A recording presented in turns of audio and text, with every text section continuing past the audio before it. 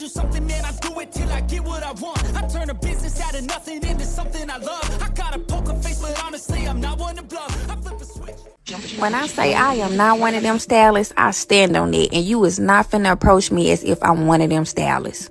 I truly understand that some people really do be giving these clients the runaround. They play games, they tell them to come at such and such time, and then they stand them up. But like I said, baby, I'm not one of them, and my clients gonna forever vouch for me. Seeing your daughter laying in the hospital bed with her brains hanging out of her head,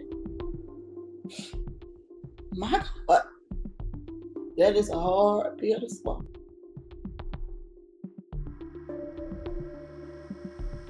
Dad, I'm so excited. Camryn texted at 11:47 p.m. on April 3rd, 2023.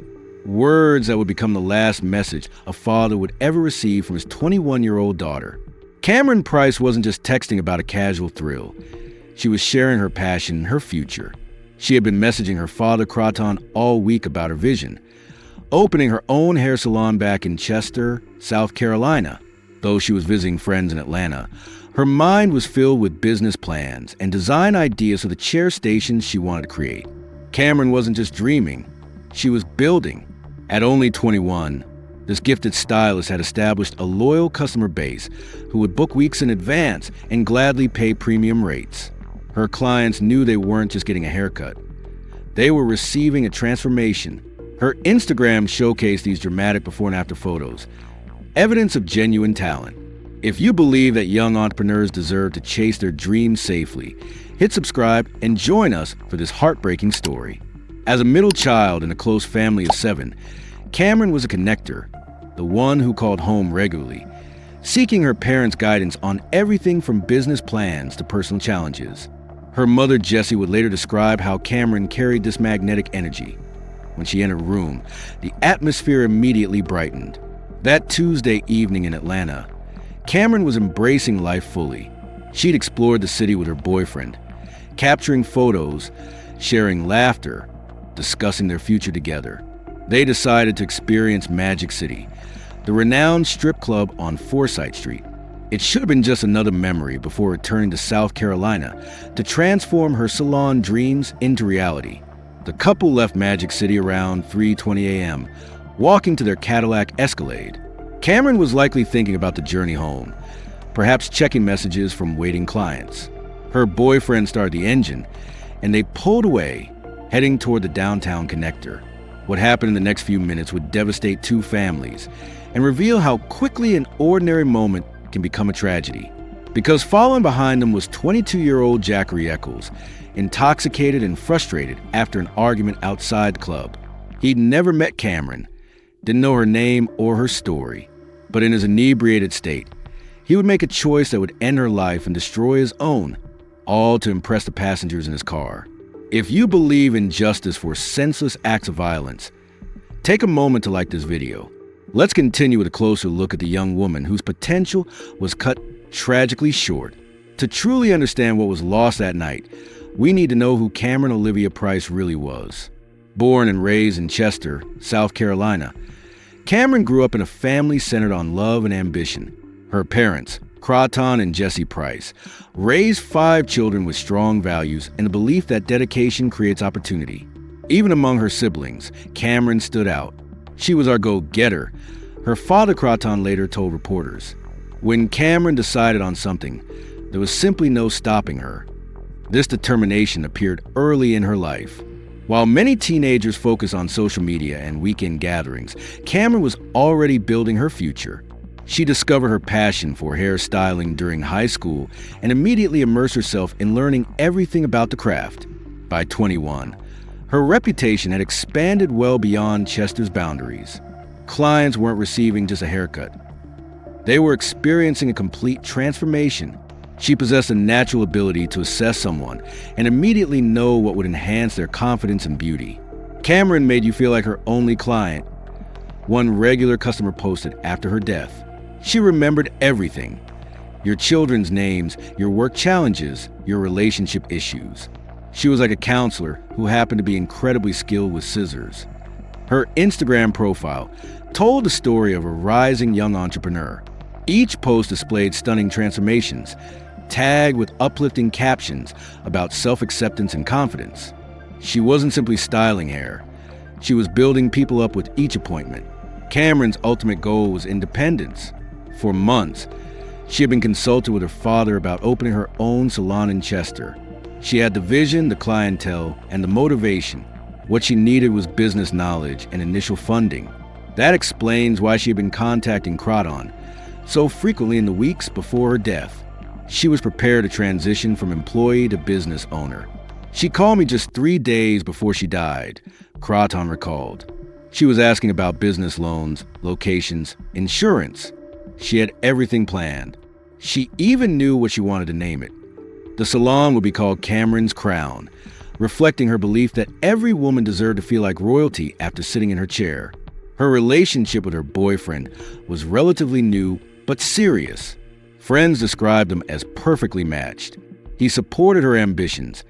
She brought out his adventurous side. He wasn't just accompanying her in Atlanta. He was part of her future plans, someone she considered bringing into the business as it expanded. What made Camryn's death so devastating wasn't just her youth and talent.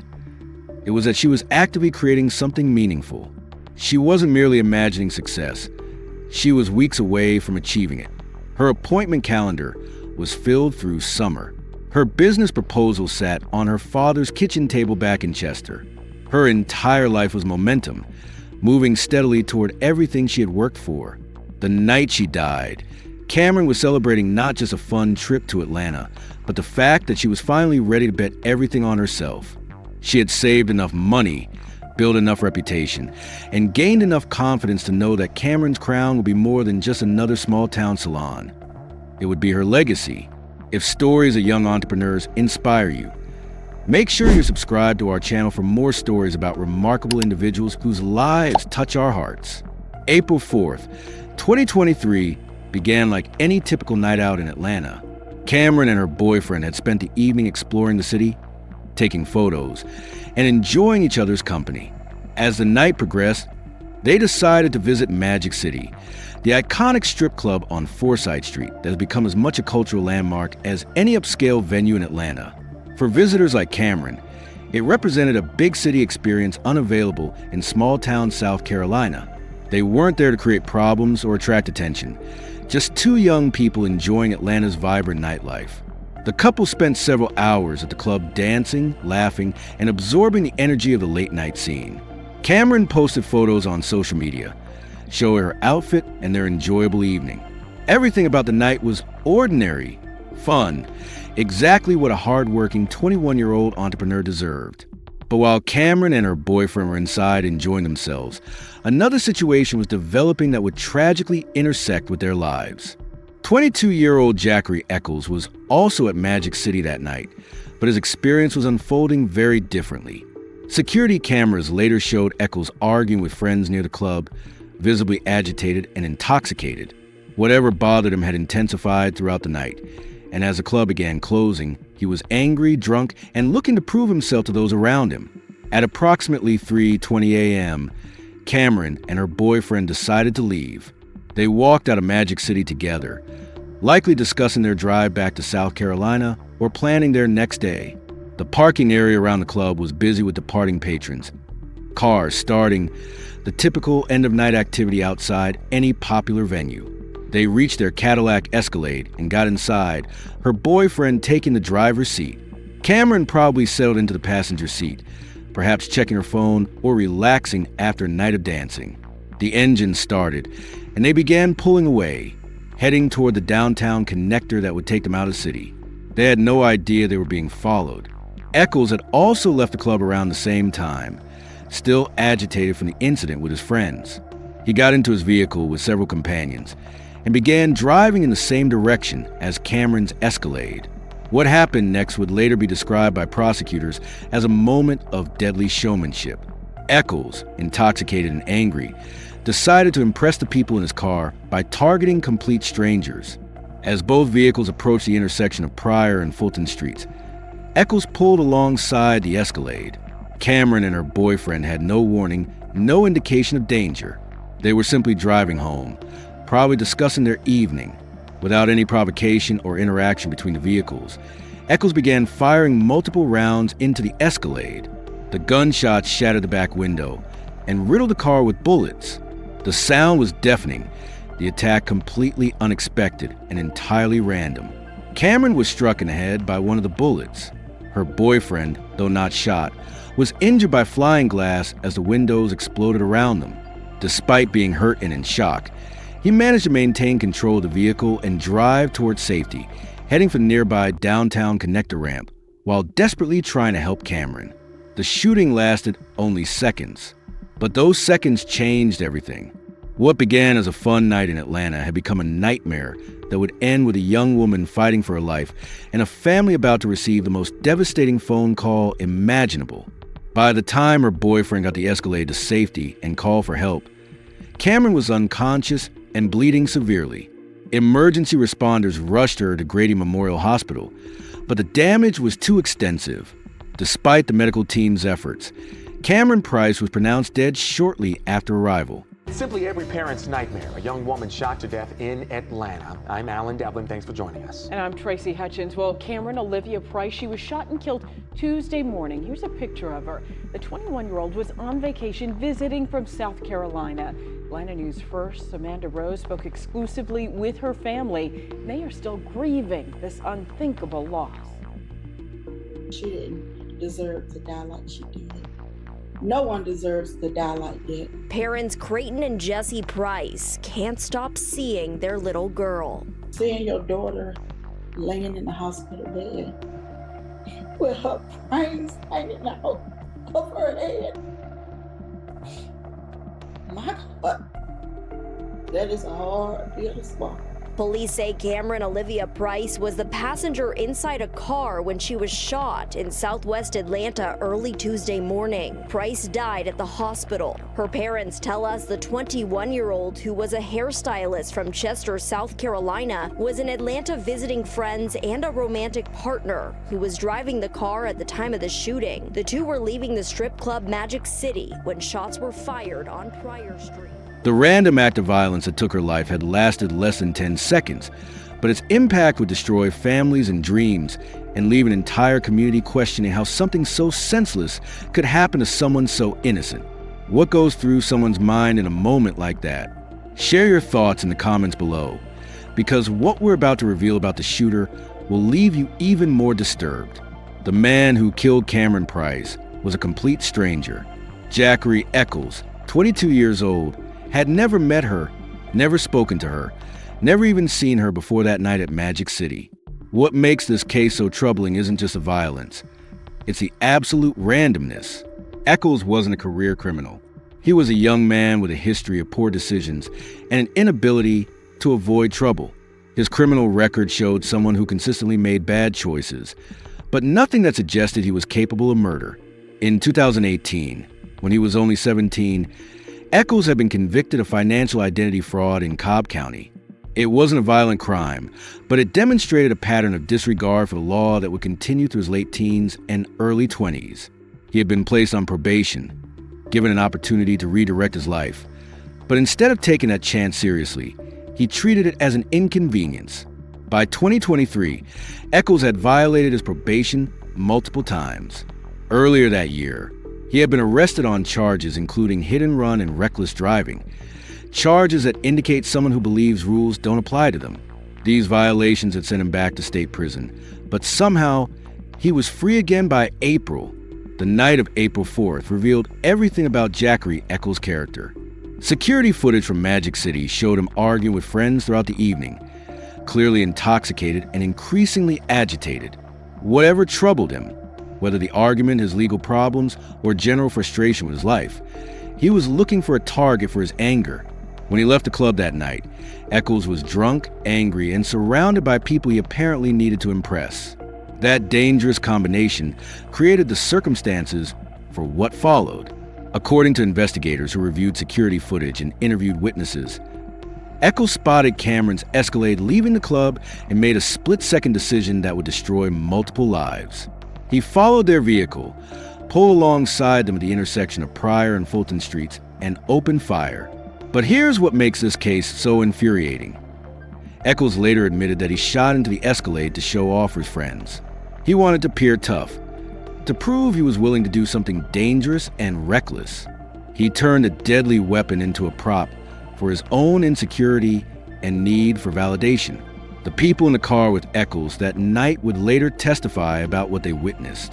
They describe a young man out of control, someone who had been drinking heavily and was clearly not thinking rationally. But none of them stopped him. None of them tried to talk him out of what he was about to do. When the gunshots rang out and Camryn's Escalade sped away with shattered windows, Eccles and companions fled the scene. They didn't call for help. They didn't check if anyone was hurt.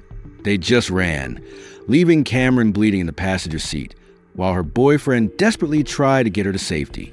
For 7 months, Eccles thought he had escaped consequences.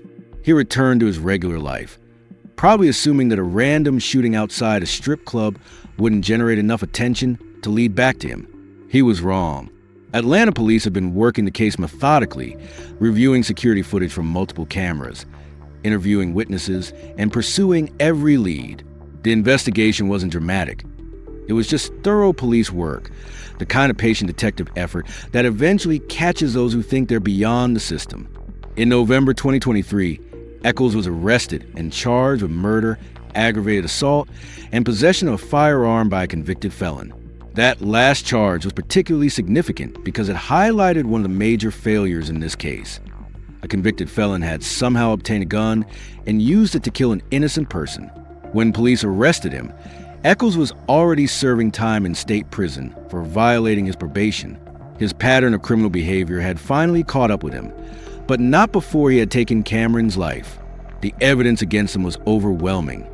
Security footage, witness testimony, ballistics evidence, and statement from his own companions all pointed to the same conclusion. Zachary Eccles had murdered Camryn Price for no reason other than his own need to appear tough in front of his friends. What's perhaps most disturbing about this case is how preventable it was.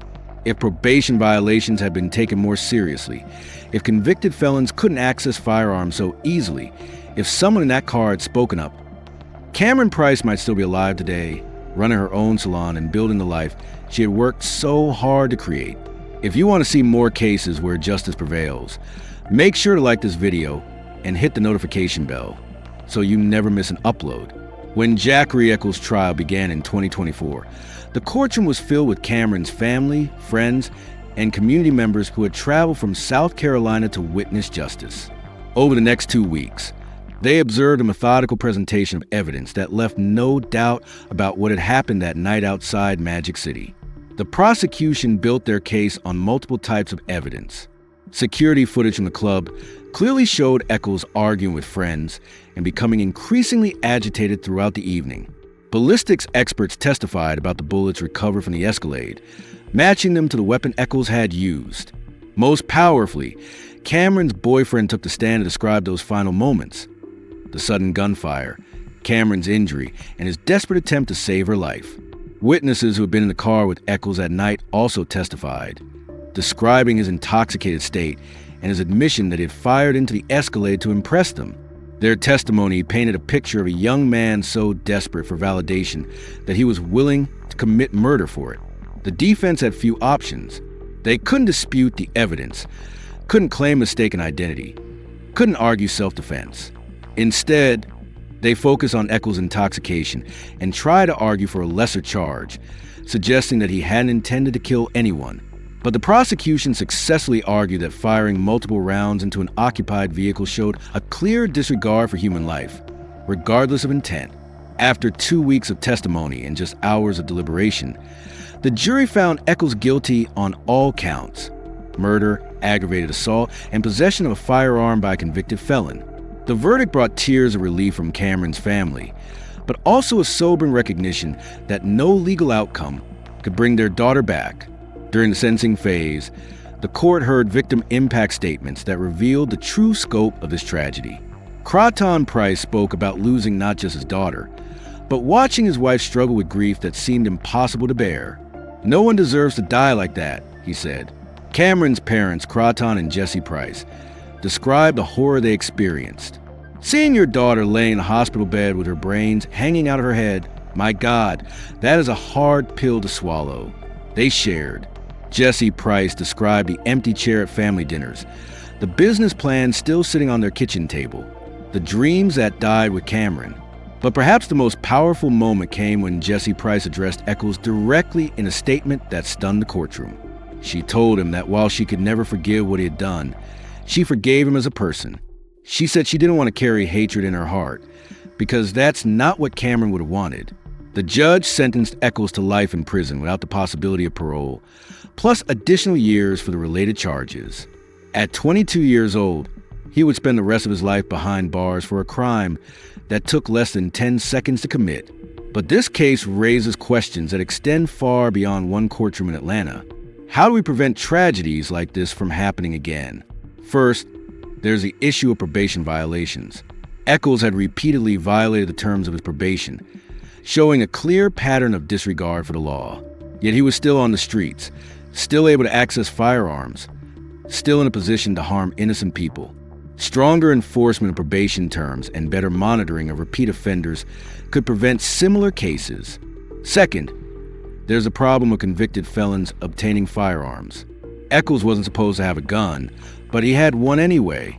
Enhanced background checks, better tracking of illegal weapons, and stricter penalties for gun trafficking could help keep weapons away from people who shouldn't have them. Third, there's a role of bystander intervention. Multiple people were in the car with Echols that night, and none of them tried to stop him. Programs that teach people how to safely intervene when they see someone about to make a dangerous decision could save lives. Finally, there's a broader issue of conflict resolution and anger management. Echols was clearly struggling with something that night, whether it was his legal troubles, personal problems, or just general frustration with his life. Better access to counseling services and anger management programs might help people deal with their problems without turning to violence. Camryn's death also highlights the importance of security measures around nightlife venues. While clubs can't control what happens on public streets, better lighting, increased security presence, and coordination with local police could help deter violent incidents. The Price family has channeled their grief into advocacy, speaking out about gun violence prevention and supporting programs that help at-risk youth. They've established a scholarship fund in Camryn's name to help other young entrepreneurs pursue their dreams, ensuring that her legacy lives on in the success of others. If you believe we can build safer communities together, please subscribe. Stories like Camryn's remind us that change is possible when people refuse to accept senseless violence as inevitable. Today, if you drive through Chester, South Carolina, you'll find a small memorial garden where Camryn Price's salon was supposed to be. Her parents planted it there not as a monument to tragedy, but as a celebration of the dreams their daughter never got to fulfill.